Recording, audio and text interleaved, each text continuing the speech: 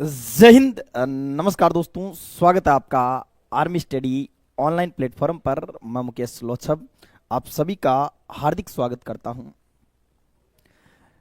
जितने भी मित्र live session में जुड़े हैं सभी का स्वागत है।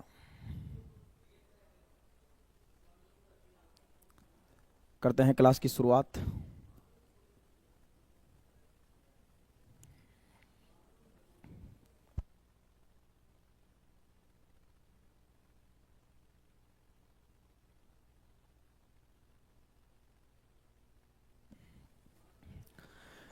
ध्यान देना, पहला क्वेश्चन आपकी स्क्रीन पर।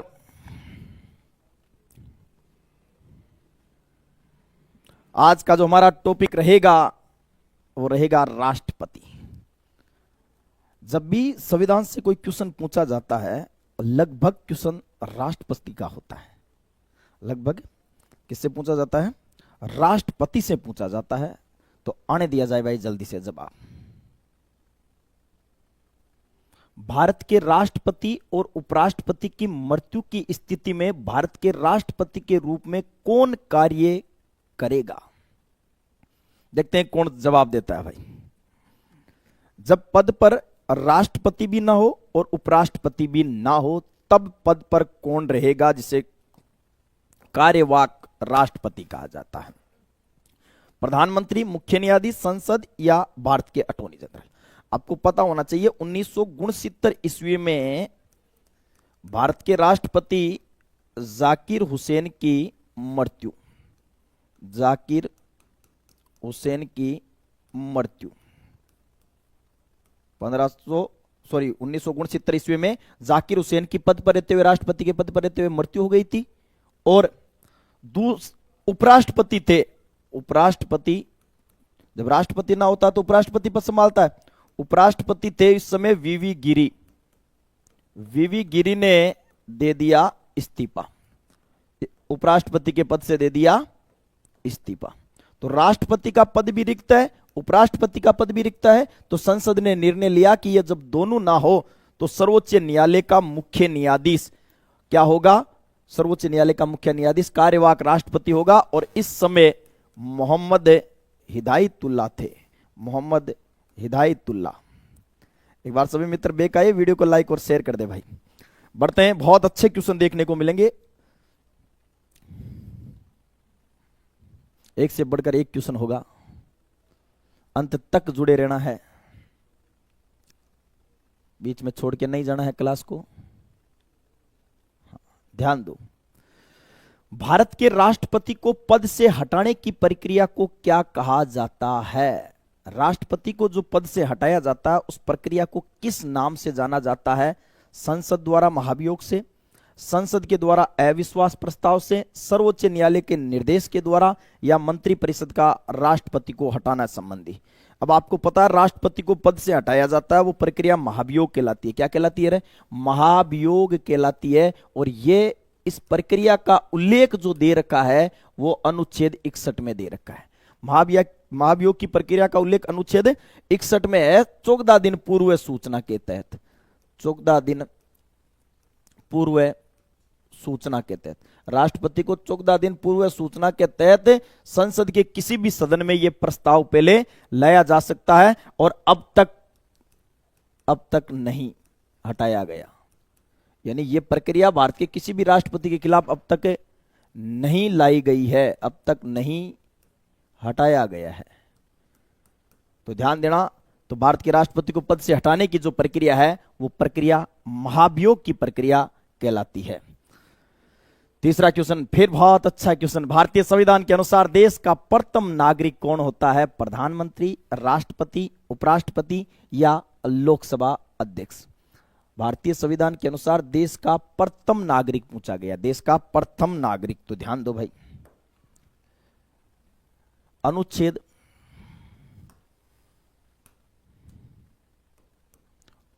संज्ञा 52। अनुच्छेद 52 में दे रखा है राष्ट्रपति का पद। राष्ट्रपति का पद। और हमारे संविधान में राष्ट्रपति का जो पद है ये अमेरिका के संविधान से लिया गया है। कौन से देश के संविधान से अपनाया गया स्रोत है? अमेरिका के संविधान। ये भारत का प्रथम नागरिक होता है। तो इस पर एक तो पद पर रहते हुए, पद पर रहते हुए कानूनी कार्यवाही नहीं, पद पर रहते हुए कानूनी कार्यवाही नहीं, पद पर रहते हुए कानूनी कार्यवाही नहीं होती इस पर, एक बात तो। और दूसरी बात ध्यान देना, जनगणना जो प्रति 10 वर्ष में आयोजित होती है उसमें भी सबसे पहले राष्ट्रपति को गिना जाता है। जनगणना में सर्वप्रथम गिना जाता है, जनगणना में सर्वप्रथम किसे गिना जाता है भाई? राष्ट्रपति को गिना जाता है। अब राष्ट्रपति जो है यह भारत का पहला नागरिक होता है, राष्ट्रपति भारत का प्रथम नागरिक होता है और हमारे संविधान के आधार पर प्रमुख होता है। संवैधानिक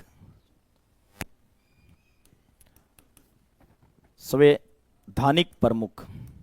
वास्तविक प्रधान तो होता है, वो तो होता है प्रधानमंत्री, और संवैधानिक प्रधान कौन होता है? राष्ट्रपति। सारी बातें राष्ट्रपति की आज क्लियर है, नोट कर लेना इनको, ताकि एक भी क्वेश्चन आपके गलत ना हो।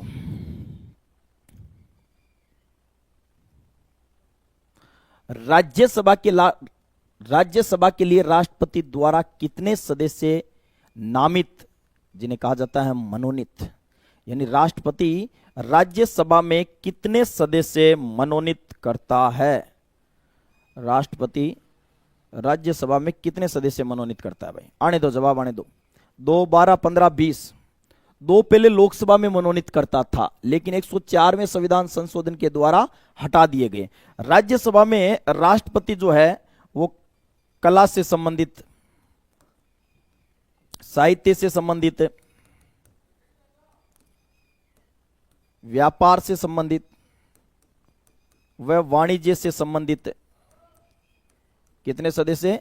12 सदस्य राज्यसभा में मनोनीत करता है राष्ट्रपति। बिल्कुल, आने दिया जाए जवाब, अब जल्दी से जल्दी जवाब। राष्ट्रपति पद रिक्ति की स्थिति में उपराष्ट्रपति अधिकतम कितनी अवधि के लिए राष्ट्रपति के तौर पर कार्य कर सकता है? गजब का क्वेश्चन है भाई, कि जब राष्ट्रपति का पद रिक्त हो जाए। सर राष्ट्रपति का पद रिक्त क्यों हो जाए? 2-3 प्रकार होते हैं। एक तो राष्ट्रपति की पद पर रहते हुए मृत्यु हो जाए, राष्ट्रपति स्वयं इस्तीफा सौंप दे। तीसरा कारण होता है कि राष्ट्रपति को हटा दिया जाए महाभियोग की प्रक्रिया से। उस स्थिति में राष्ट्रपति जो है उसके स्थान पर उपराष्ट्रपति बनता है कार्यवाहक राष्ट्रपति। उपराष्ट्रपति क्या बनता है? कार्यवाहक राष्ट्रपति। यानी उपराष्ट्रपति के कार्य कौन करता है? राष्ट्रपति करता है। तो जो भी राष्ट्रपति को वेतन भत्ते पेंशन जो भी मिलती है वो अब किसको मिलने लग जाती है? उपराष्ट्रपति को मिलने लग जाती है। ये कितने दिन तक रह सकता है? 6 महीने तक, और 6 महीने बाद वापस चुनाव करवा लिए जाते हैं। गजब का क्वेश्चन फिर आपकी स्क्रीन पर है कि भारतीय राष्ट्रपति के सर्वसम्मति से चुने जाने वाले अभी तक एकमात्र उदाहरण है। भारत के एकमात्र निर्विरोध राष्ट्रपति, ये पूछा गया है। भारत के एकमात्र निर्विरोध राष्ट्रपति, आने दो भाई जवाब। भारत के एकमात्र निर्विरोध राष्ट्रपति इनमें से कौन थे? Doctor Zakir Hussain, doctor Rajendra Prasad, S Radhakrishnan या नीलम संजीव रेड्डी? नीलम संजीव रेड्डी 1977 से 82 तक, 1977 से 82 तक थे नीलम संजीव रेड्डी। ये भारत के एकमात्र निर्विरोध राष्ट्रपति थे। ये भारत के एकमात्र निर्विरोध राष्ट्रपति थे। बढ़ते हैं अगले क्वेश्चन की ओर। एक से बढ़कर एक क्वेश्चन मिलेंगे आपको। निम्न में से भारत के वो राष्ट्रपति कौन थे जो 2 बार राष्ट्रपति चुने गए थे? 2 बार राष्ट्रपति बाबू राजेंद्र प्रसाद या डॉक्टर राजेंद्र प्रसाद? एक ही बात है भाई, डॉक्टर लिखते हैं, डॉक्टर राजेंद्र प्रसाद, डॉक्टर राजेंद्र प्रसाद। आने दो, जल्दी से जवाब आने दो। 1-2 बात इनके बारे में और पढ़ेंगे भाई। डॉक्टर राजेंद्र प्रसाद ये लगातार 2 बार रहे थे भाई, आपको ध्यान में होना चाहिए। ये पहली बार निर्वाचित हुए 1952 में, 1952 से 62 तक 2 बार। लेकिन इससे पहले ही ये 26 जनवरी को मनोनीत हो चुके थे। 26 जनवरी 1950 को शपथ ली, राष्ट्रपति पद की शपथ ली। तो ये 1950 से 52 तक तो थे मनोनीत, और फिर हो गए निर्वाचित। मनोनीत का मतलब संविधान सभा ने इनको मनोनीत किया था, निर्वाचन का मतलब चुनाव लड़ा था। तो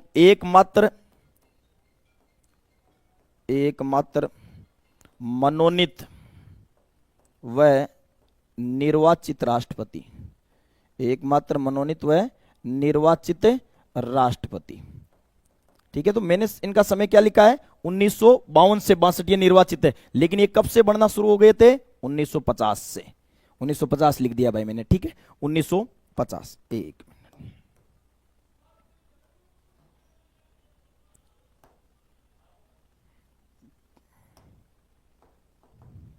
ये क्या हुआ,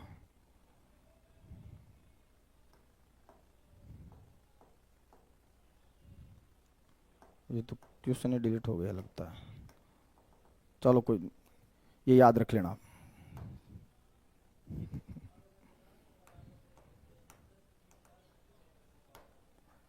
चलो भाई, इसके आगे मैं राइट लगा देता हूं, क्योंकि ये क्वेश्चन डिलीट हो गया जो लिखा। वो क्या लिखा था मैंने, 1950 से 1952 तक डॉक्टर राजेंद्र प्रसाद। और एक बात और याद रख लेना, राष्ट्रपति के रूप में सर्वाधिक कार्यकाल। आने दो भाई जवाब, एक अच्छा क्वेश्चन फिर आपकी स्क्रीन पर है।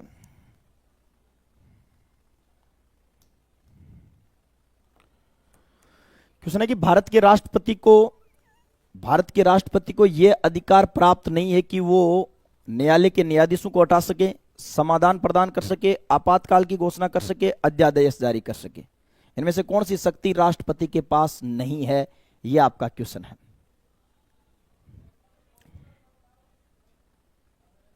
कोई ना, जो पहले थ्योरी लिखी थी वो लिख लेना, आप ऐड कर लेना, वो अपने आप डिलीट हो गई।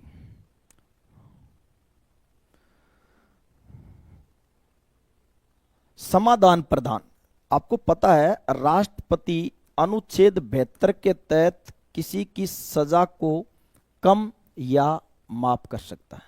राष्ट्रपति अनुच्छेद 72 के तहत किसी की सजा को कम भी कर सकता है और माफ भी कर सकता है। आपातकाल की घोषणा, बिल्कुल 3 प्रकार के आपातकाल घोषित करता है, अनुच्छेद 352, अनुच्छेद 356 और अनुच्छेद 360। अनुच्छेद 352 के तहत राष्ट्रीय आपात लगाता है, 56 के तहत राज्यीय आपात लगाता है, और अनुच्छेद 360 के तहत वो वित्तीय आपात लगाता है। अनुच्छेद 123 के तहत अध्यादेश जारी करता है। ये सारे अनुच्छेद इंपॉर्टेंट भी है भाई। अध्यादेश कौन से अनुच्छेद के तहत करता है, अनुच्छेद 123 के तहत, जिसका मतलब है अगर संसद का सत्र नहीं चल रहा है तो सत्र को चलाने के लिए ये घोषणा करता है, अध्यादेश जारी करता है। आगामी 6 महीने तक ये प्रभावी रहता है। न्यायालय के न्यायाधीशों को संसद हटाती है, संसद द्वारा महाभियोग की प्रक्रिया से हटाए जाते हैं न्यायाधीश। ठीक है, तो राष्ट्रपति इनको नहीं हटा सकता, राष्ट्रपति के पास यह शक्ति नहीं है। फिर अच्छा क्वेश्चन आपकी स्क्रीन पर, देश की सशस्त्र सेनाओं का सर्वोच्च कमांडर इन चीफ कौन होता है? तीनों सेनाओं का सर्वोच्च सेनापति कौन होता है? आने दिया जाए भाई जवाब। तीनों सेनाओं का सर्वोच्च सेनापति कौन होता है? रक्षा मंत्री, प्रधानमंत्री, तीनों सेनाओं में वरिष्ठतम चीफ या राष्ट्रपति? देखो, तीनों सेनाओं के जो सेनापति है उनकी नियुक्ति भी राष्ट्रपति करता है, वो अपना इस्तीफा भी राष्ट्रपति को देते हैं। और ध्यान देना, तीनों सेनाओं का सर्वोच्च सेनापति कौन होता है? राष्ट्रपति होता है। यह आपके आर्मी में पूछा गया क्वेश्चन है। बहुत अच्छा क्वेश्चन फिर आपकी स्क्रीन पर है, आने दिया जाए भाई जवाब। एक से बढ़कर एक क्वेश्चन राष्ट्रपति, यानी आज एक ही क्लास में राष्ट्रपति कंप्लीट याद करवा दिया जाएगा आपको। ध्यान दो भाई, भारत के अटॉर्नी जनरल, अगर अटॉर्नी जनरल से नहीं समझे तो आपको बता देता हूं, यह है महान्यायवादी। महान्यायवादी, इस महान्यायवादी पद का उल्लेख है अनुच्छेद 76 में कि भारत का एक महान्यायवादी होगा, और यह महान्यायवादी जो है यह भारत का सर्वोच्च विधि अधिकारी होता है। भारत का सर्वोच्च विधि अधिकारी। भारत का सर्वोच्च विधि अधिकारी कौन होता है, कानून का अधिकारी कौन होता है? वो होता है महान्यायवादी, अटॉर्नी जनरल। फिर अगली बात ध्यान देना, फिर अगली बात ध्यान देना कि जो महान्यायवादी है इसकी नियुक्ति राष्ट्रपति करता है।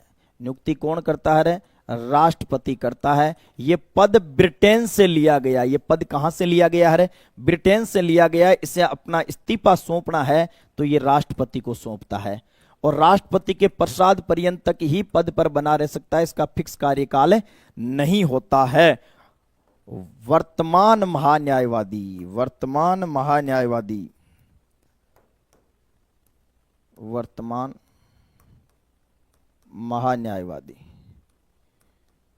वर्तमान में जो भारत के महान्यायवादी है वो है आपके आर वेंकट रमणी।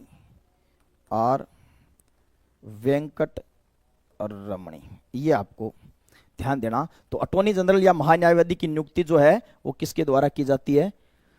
भारत के राष्ट्रपति द्वारा की जाती है। राष्ट्रपति के चुनाव में विवाद होने पर किसकी सलाह ली जाती है? ये क्वेश्चन ये है कि राष्ट्रपति हो एक उपराष्ट्रपति, इन दोनों के चुनाव में अगर किसी भी प्रकार की गड़बड़ी हुई है, इन दोनों के चुनाव में अगर किसी भी प्रकार की गड़बड़ी हुई है तो उसकी जांच कौन करता है? तो ये जांच जो होती है ये अनुच्छेद 71 के तहत होती है। अनुच्छेद 71 क्या लिखा हुआ है? अनुच्छेद 71 में ध्यान से सुनना कि अगर राष्ट्रपति और उपराष्ट्रपति के चुनाव में अगर विवाद हुआ है तो उस विवाद का निपटारा हमारा सर्वोच्च न्यायालय करेगा। सर्वोच्च न्यायालय जो जिसका मुख्यालय दिल्ली में है। भाई आने दो, भाई जवाब आने दो। भारत के राष्ट्रपति द्वारा वित्त आयोग की नियुक्ति कितने वर्षों बाद की जाती है? वित्त आयोग का गठन अनुच्छेद 280 में लिखा हुआ है वित्त आयोग कि राष्ट्रपति वित्त आयोग का गठन करेगा, और 16वें वित्त आयोग के अध्यक्ष अरविंद पनगड़िया, 16वें वित्त आयोग के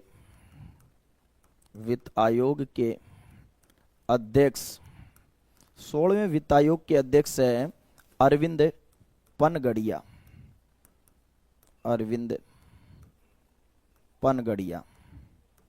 यह है 16वें वित्त आयोग के अध्यक्ष। और वित्त आयोग की नियुक्ति राष्ट्रपति करता है, और कितने वर्षों के लिए करता है? 5 वर्ष। बिल्कुल 5 वर्ष वाले बिल्कुल राइट। ये लो भाई क्वेश्चन अच्छा। राष्ट्रपति को भत्ते के अलावा प्रति माह कितना वेतन प्राप्त होता है? 2.5 लाख, 1.5 लाख, 95,000 या प्रति माह 5 लाख? आने दो भाई जवाब आने दो। राष्ट्रपति को भत्तों के अलावा, सर भत्ते क्या होते हैं? इन्हें जो सुविधाएं दी जाती है, जैसे किसी भी ट्रेन में जाए, किसी भी हवाई जहाज में जाए, वो फ्री है। इन्हें एक बंगला फ्री दिया जाता है, एक गाड़ी दी जाती है, गाड़ी के साथ एक ड्राइवर दिया जाता है, और मोबाइल दिया जाता है। मोबाइल में रिचार्ज भी सरकारी करती है इनके। तो इनके मजे ही मजे हैं, क्योंकि ये तो भारत का सर्वोच्च पद है राष्ट्रपति। और आप सबको पता है वर्तमान जो राष्ट्रपति है वो द्रौपदी मुर्मू है। भारत की प्रथम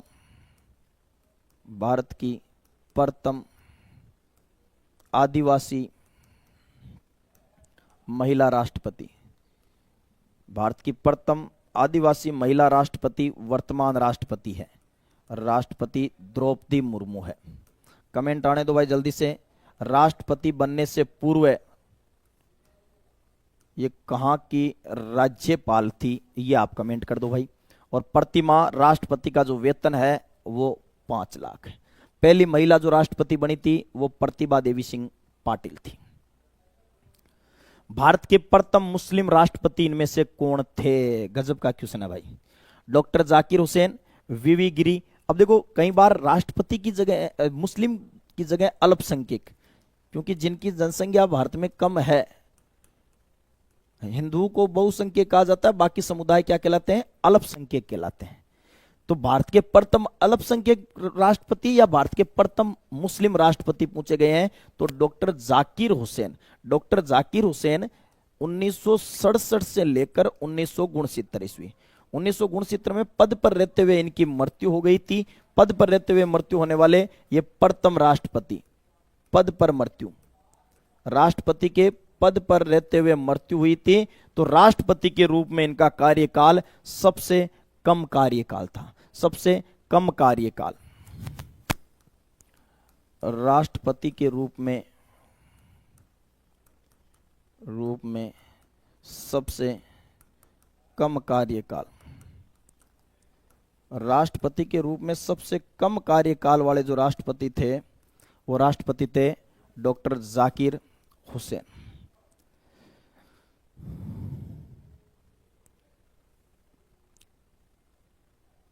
ये गजब का क्वेश्चन है, देखो भाई, थोड़ा सा आगे अच्छा लेवल का क्वेश्चन है, देखते हैं कौन इसका जवाब देता है।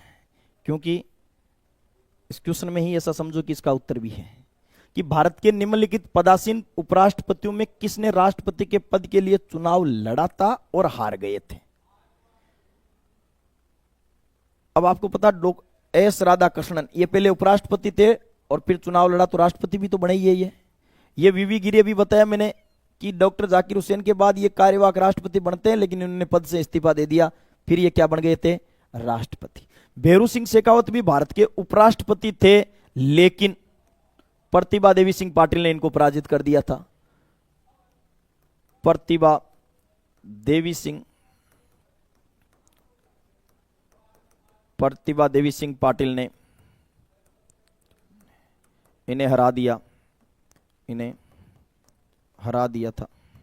प्रतिभा देवी सिंह पाटिल ने किनको हरा दिया था, भैरू सिंह शेखावत को हरा दिया था।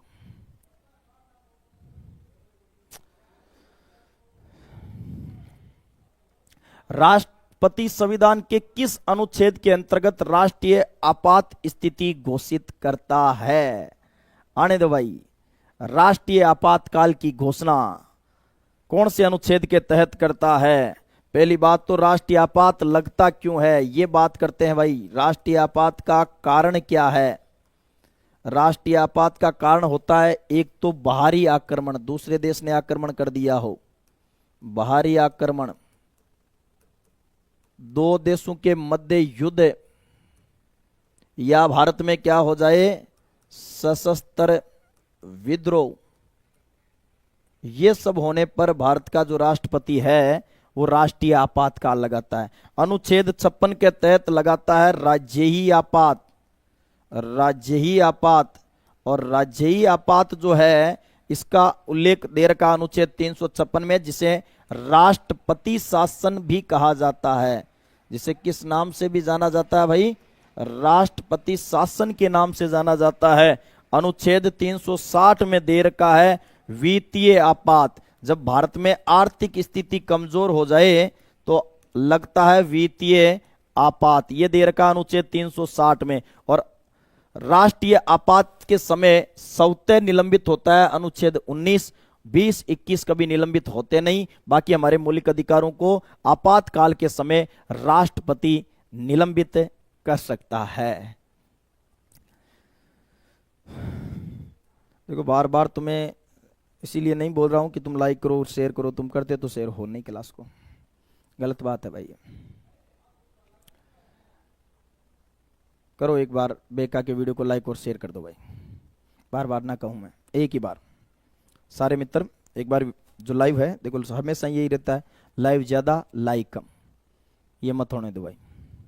चलो भाई ध्यान दो, भारत का राष्ट्रपति किसका अभिन्न अंग होता है। अनुच्छेद 79, अनुच्छेद 79 कहती है कि भारत की एक संसद होगी। भारत की एक क्या होगी, संसद होगी। सदन पूछा जाए तो याद रख लेना 2 सदन है इसके, और अंग पूछा जाए तो इसके अंग 3 है, 3 है। सदन 2 सदन, एक सदन तो लोकसभा है,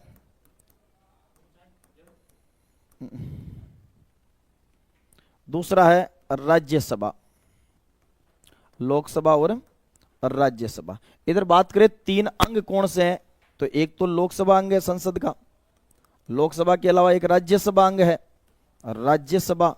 और फिर ध्यान देना, इसमें राष्ट्रपति को भी शामिल किया जाता है। तो राष्ट्रपति किसका अंग हो गया? संसद का अंग हो जाता है। किसका अंग? क्योंकि कोई भी विधेयक लोकसभा राज्यसभा में पारित होता है तो कानून तब बनता है जब उस पर हस्ताक्षर कौन करते हैं? राष्ट्रपति करते हैं। राष्ट्रपति ने अब तक कितनी बार राष्ट्रीय आपातकाल की घोषणा की? गजब का क्वेश्चन है ये भी भाई। आने दो जवाब। बहुत अच्छे क्वेश्चन है आपकी स्क्रीन पर। राष्ट्रपति ने अब तक कितनी बार? तो ध्यान दो, पहली बार की बात करें तो 1962 ईस्वी में। क्यों सर, क्यों लगाया 62 में?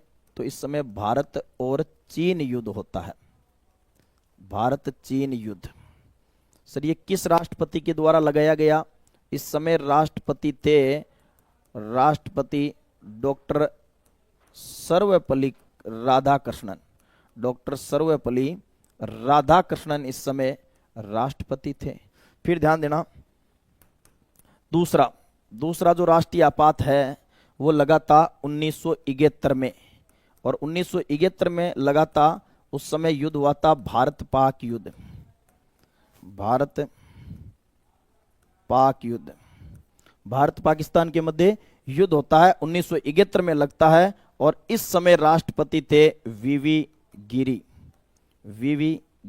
इंदिरा गांधी इस समय प्रधानमंत्री थी भाई।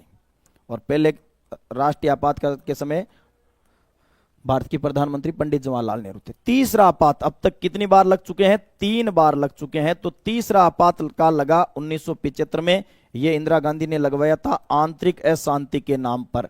तो आपको ध्यान होना चाहिए, आज आंतरिक अशांति के स्थान पर शब्द जोड़ दिया गया सशस्त्र विद्रोह शब्दावली। और इस समय राष्ट्रपति थे फखरुद्दीन अली अहमद। जितने भी राष्ट्रपति से क्वेश्चन बनते हैं, हर एक प्रकार का क्वेश्चन लिया गया है ताकि आपके एक क्वेश्चन जो आए आर्मी में वो गलत ना हो। तो अब तक कितनी बार लग चुका है? 3 बार लग चुका है। ये राष्ट्रपति वाला टॉपिक नेवी, एयरफोर्स और आपके सभी के लिए बहुत इंपॉर्टेंट है, आर्मी के लिए तो सबसे इंपॉर्टेंट टॉपिक है ये। चलो भाई, अनुच्छेद संज्ञा 60 में दे रखी है राष्ट्रपति की शपथ। और पूछा गया कि राष्ट्रपति को निम्नलिखित में से कौन सा पद और गोपनीयता की शपथ दिलाता है? ये राष्ट्रपति की शपथ संविधान के अनुच्छेद संख्या 60 में दे रखी है कि राष्ट्रपति को शपथ जो है, अपने पद की शपथ राष्ट्रपति को सर्वोच्च न्यायालय का मुख्य न्यायाधीश दिलाएगा, जिसे हम बोल सकते हैं भारत का मुख्य न्यायाधीश। सर्वोच्च न्यायालय के मुख्य न्यायाधीश अगर वो उस दिन उपस्थित नहीं है तो हमारे सर्वोच्च न्यायालय में तो न्यायाधीशों की संख्या कितनी है? 34 न्यायाधीश है। इन 34 न्यायाधीशों में जो वरिष्ठतम है, इन 33 में अगर मुख्य नहीं है तो 33 में जो वरिष्ठतम है वो वो शपथ दिलाता है राष्ट्रपति को। बढ़े आगे। निम्नलिखित में से कौन राष्ट्रपति के चुनाव में हिस्सा नहीं लेते हैं? राष्ट्रपति का निर्वाचक मंडल, यानी इनमें से राष्ट्रपति के चुनाव में कौन भाग नहीं लेते? दोनों सदनों के चुने हुए सदस्य, विधानसभा के चुने हुए सदस्य, दिल्ली पुदुचेरी विधानसभा के चुने सदस्य, विधानसभा के नामित किए गए सदस्य। देखते हैं कौन जवाब देता है भाई। ये दे रखा है आपके अनुच्छेद 54 में, राष्ट्रपति का निर्वाचक मंडल। राष्ट्रपति का निर्वाचक मंडल यानी राष्ट्रपति के चुनाव में कौन कौन भाग लेंगे, यह होता है निर्वाचक मंडल। अब ध्यान देना, राष्ट्रपति के निर्वाचक मंडल में सबसे पहले तो ध्यान देना दोनों सदन के चुने हुए सदस्य। तो दोनों सदन का मतलब हुआ लोकसभा राज्यसभा के चुने हुए सदस्य, यानी निर्वाचित सदस्य, मनोनीत सदस्य राष्ट्रपति के चुनाव में भाग नहीं लेते। ये बात तो ओके है। फिर विधानसभा, राज्यों की विधानसभा के केवल चुने हुए सदस्य यानी निर्वाचित सदस्य भाग लेते हैं। और 17वें संविधान संशोधन के तहत दिल्ली और पुदुचेरी में भी विधानसभा हो गई, उनके सदस्य भी राष्ट्रपति के चुनाव में भाग लेते हैं, लेकिन विधानसभा के मनोनीत सदस्य भाग नहीं लेते। फिर वो विधानसभा के मनोनीत हो चाहे वो राज्यसभा के मनोनीत सदस्य हो, वो सदस्य भाग नहीं लेते हैं राष्ट्रपति के चुनाव में। ये योग्यता अनुच्छेद 58 में दे रखी है। राष्ट्रपति की योग्यता, राष्ट्रपति की योग्यता, राष्ट्रपति की योग्यता में 2-3 योग्यताएं और ध्यान से सुनना। यहां केवल ज्यादातर आपके आर्मी में पूछी जा सकती है, तो वो यही पूछा जाएगा, राष्ट्रपति बनने के लिए न्यूनतम आयु कितनी चाहिए। तो आपको सीधा सा याद है कि राष्ट्रपति की तो 35 होती है, सही कह रहा हूं। लेकिन आपको याद ध्यान से सुनना, वो भारत का नागरिक हो, पागल दिवालिया ना हो, किसी लाभकारी पद पर ना हो, ये उसकी योग्यताएं और भी होती है। लेकिन मेन रूप से उसकी योग्यता यही होती है भाई, 35 वर्ष। कितने वर्ष? 35 वर्ष। उपराष्ट्रपति की भी 35 वर्ष और राज्यपाल की भी न्यूनतम आयु 35 वर्ष। ये पद है जिनकी न्यूनतम आयु ये होती है भाई। बढ़ते हैं आगे। हाँ, निम्नलिखित में से कौन सी नियुक्ति भारत के राष्ट्रपति द्वारा नहीं की जा सकती? देखते हैं कौन इसका राइट जवाब देता है। और एक बात सुनो, मेरी बात ढंग से, जिन पदों की नियुक्ति राष्ट्रपति करता है, चाहे वो कोई सा भी पद है, जिस पद की नियुक्ति राष्ट्रपति कर रहा है, वो अपना इस्तीफा भी राष्ट्रपति को सौंपते हैं। जिन पदों की नियुक्ति राष्ट्रपति करता है, वो अपना इस्तीफा भी किसको देते हैं? राष्ट्रपति को देते हैं। तो लोकसभा अध्यक्ष, भारत का मुख्य न्यायाधीश, वायुसेना अध्यक्ष, थल सेना अध्यक्ष, तो ये जो 3 है, मुख्य न्यायाधीश और अन्य न्यायाधीशों की नियुक्ति भी राष्ट्रपति करता है। तीनों सेनाओं के सेनाध्यक्षों की भी नियुक्ति राष्ट्रपति करता है। लेकिन लोकसभा के अध्यक्ष की नियुक्ति लोकसभा के सदस्य करते हैं। लोकसभा के सदस्य अपने में से ही,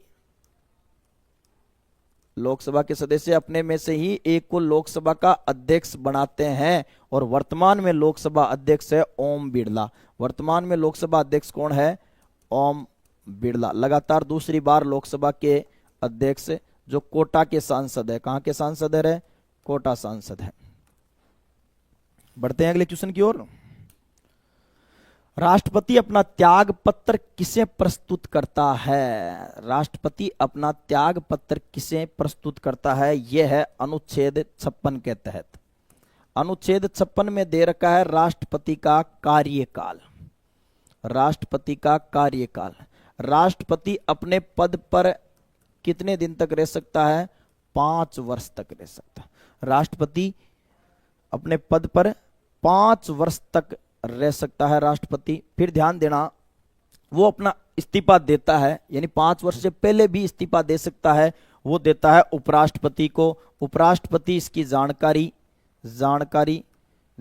देगा लोकसभा अध्यक्ष को। किसको जानकारी देता है? लोकसभा अध्यक्ष को। फिर लोकसभा अध्यक्ष से उपराष्ट्रपति को कार्यवाहक राष्ट्रपति बनाता है। और कार्यवाहक राष्ट्रपति, उपराष्ट्रपति जो है, वो कितने समय के लिए रहते हैं? वो रहते हैं आपके 6 महीने के लिए। एक बार बेक आइए, वीडियो को लाइक और शेयर करे भाई।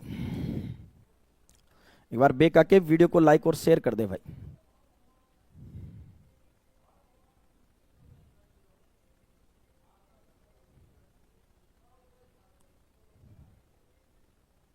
आने दिया जाए भाई जवाब जल्दी से। भारत के राष्ट्रपति पर महाभियोग की विधि अपनाई गई है। भारत के राष्ट्रपति पर कौन सी प्रक्रिया अपनाई गई है? महाभियोग की प्रक्रिया अपनाई गई है। यह प्रक्रिया हमारे संविधान में कहां से अपनाई गई है?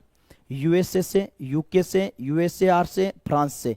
तो अनुच्छेद 61 के तहत महाभियोग की प्रक्रिया दी गई है। संसद द्वारा यह महाभियोग लगता है और यह प्रक्रिया हमारे संविधान में यूएसए से ली गई। अब महाभियोग एक तो राष्ट्रपति पर लगता है, सर्वोच्च और उच्च न्यायालय के न्यायाधीशों पर लगता है, और एक पद है नियंत्रक एवं महालेखा परीक्षक। संसद के दोनों सदनों का संयुक्त सत्र कौन बुला सकता है? यह भी बहुत गजब का क्वेश्चन है, ध्यान दो। संसद के दोनों सदनों का संयुक्त सत्र, पहली बात तो अनुच्छेद 108 के तहत बुलाया जाता है। अनुच्छेद 108 के तहत बुलाया जाता है। और बुलाया गया जो सत्र होता है उसकी भी अध्यक्षता पूछी गई है भाई। दोनों सदनों की संयुक्त बैठक की अध्यक्षता लोकसभा का अध्यक्ष करता है। लोकसभा अध्यक्ष, लोकसभा अध्यक्ष। और अब तक 3 बार संयुक्त अधिवेशन आयोजित हो चुके हैं। 3 बार, 3 बार। अब तक कितनी बार संयुक्त अधिवेशन आयोजित हो चुके हैं? 3 बार आयोजित हो चुके हैं। तो संयुक्त अधिवेशन बुलाता कौन है? राष्ट्रपति। लेकिन राष्ट्रपति उसकी अध्यक्षता नहीं करता है, अध्यक्षता करता है लोकसभा अध्यक्ष, और लोकसभा अध्यक्ष उपस्थित नहीं है तो उपाध्यक्ष के द्वारा अध्यक्षता की जाती है। भारत में राष्ट्रपति कितनी बार वित्तीय आपातकाल की घोषणा कर चुका है? आप सबको आज ही बताया था, वित्तीय आपातकाल अनुच्छेद 360 में दे रखा है, 360 में। और ये स्रोत भी हमारे संविधान में कहां से अपनाया गया है? अमेरिका से अपनाया गया है। तो आर्थिक स्थिति कमजोर होने के कारण भारत में आपातकाल लगता है, वित्तीय आपात। कितनी बार लगा ये पूछा गया, कभी नहीं, 2 बार, 3 बार, 1 बार। तो राष्ट्रपति कितनी बार वित्तीय आपातकाल की स्थिति घोषणा कर चुका है? कभी नहीं। भारत में रुपए पैसे की कमी नहीं आई, कभी भी वित्तीय आपात नहीं लगा है। और राष्ट्रीय आपात कितनी बार लग चुका है? 3 बार। भारत का राष्ट्रपति अपने पद पर पुनः निर्वाचन के लिए कितनी बार खड़ा हो सकता है? अनुच्छेद 57 में लिखा हुआ है राष्ट्रपति का पुनः निर्वाचन। अनुच्छेद 57 में लिखा हुआ है राष्ट्रपति पुनः निर्वाचित हो सकता है। अब तक एकमात्र राष्ट्रपति है जो 2 बार निर्वाचित हुए थे, वो पहले राष्ट्रपति है डॉक्टर राजेंद्र प्रसाद। डॉक्टर राजेंद्र प्रसाद पहले राष्ट्रपति है जो पद पर 2 बार रह चुके हैं। तो कितनी बार रह सकते हैं ये पूछा गया है। अनुच्छेद 57 में लिखा हुआ है राष्ट्रपति का पुनः निर्वाचन, यानी राष्ट्रपति पुनः निर्वाचित हो सकते हैं। और कितनी बार हो सकते हैं, इस मामले में हमारा संविधान मौन है। वो कितनी भी बार हो सकते हैं, जितनी बार चाहे। ठीक है, कुछ 1-2 बता रहे हैं ना, 2 बार तो बन चुके हैं। राष्ट्रपति और उपराष्ट्रपति की अनुपस्थिति में कौन कार्यभार ग्रहण करेगा? राष्ट्रपति और उपराष्ट्रपति दोनों का पद रिक्त है, तब कार्यवाहक राष्ट्रपति कौन बनेगा? वैसे आज ये भी बताया है, जल्दी से अब जवाब आने दो भाई इसका। राष्ट्रपति और उपराष्ट्रपति की अनुपस्थिति में कौन राष्ट्रपति के पद को संभालता है? एक बार ऐसी स्थिति हुई भी थी, मैंने अभी बताया 1967 में। 67 से 69 तक राष्ट्रपति थे डॉक्टर जाकिर हुसैन, उनकी पद पर रहते हुए मृत्यु हो गई थी। कार्यवाहक राष्ट्रपति बने उपराष्ट्रपति वीवी गिरी, लेकिन उन्होंने पद से इस्तीफा दे दिया, दोनों पद रिक्त हो गए। तो अनुच्छेद 70 के तहत संसद ने निर्णय लिया कि दोनों पद रिक्त हो तो सर्वोच्च न्यायालय का मुख्य न्यायाधीश जो है वो राष्ट्रपति रहेगा, कार्यवाहक राष्ट्रपति बनेगा भाई। भारतीय संविधान के अनुसार कार्यपालिका का प्रमुख कौन होता है? भारतीय संविधान के अनुसार कार्यपालिका का प्रमुख कौन होता है? अनुच्छेद 53 कि कार्यपालिका की समस्त शक्तियां किसमें निहित होती है, यह है भाई। हर एक अनुच्छेद बता दिया, 52 से लेकर 61 तक। हर अनुच्छेद में कुछ ना कुछ लिखा है राष्ट्रपति के बारे में। अनुच्छेद 52 में लिखा हुआ राष्ट्रपति का पद, 53 में कार्यपालिका की समस्त शक्तियां राष्ट्रपति में निहित, 54 में राष्ट्रपति का निर्वाचक मंडल की कौन कौन भाग लेंगे, 55 में राष्ट्रपति के निर्वाचन की विधि, 56 में कार्यकाल, 57 में पुनः निर्वाचन, 58 में राष्ट्रपति की योग्यता, 59 में राष्ट्रपति की शर्तें, 60 में राष्ट्रपति की शपथ और 61 में महाभियोग की प्रक्रिया दे रखी है। तो राष्ट्रपति कार्यपालिका का प्रमुख होता है। अंतिम क्वेश्चन आपकी स्क्रीन पर है। भारत के राष्ट्रपति पर महाभियोग चलाया जा सकता है, यानी राष्ट्रपति पर कौन महाभियोग की प्रक्रिया ला सकता है? इसको बताने की जरूरत नहीं है, आपको 2-3 बार बताया है आज। अब भी गलत करोगे तो कोई मतलब ही नहीं है फिर तो। आज अच्छा टॉपिक लिया, आपके कहने पर कुछ बच्चों ने कहा कि संविधान के अनुच्छेद करो कुछ, तो मैंने सोचा कि सबसे अच्छा टॉपिक जो संविधान का है वो राष्ट्रपति है। कल आप एक साथ कमेंट करना कि ये टॉपिक होना चाहिए, ताकि उस हिसाब से बढ़िया अच्छा टॉपिक फिर लिया जाए और आपकी दिक्कत ना रहे भाई, है ना।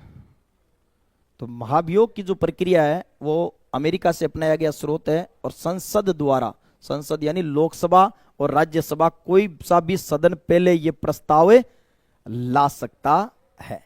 तो बताना कितने क्वेश्चन आपके राइट हो रहे हैं 30 में से कमेंट बॉक्स में। क्लास कैसी लगी और कल का टॉपिक हमें क्या पढ़ना है। ठीक है दोस्तों, मिलेंगे कल इसी समय, तब तक के लिए जय हिंद जय भारत।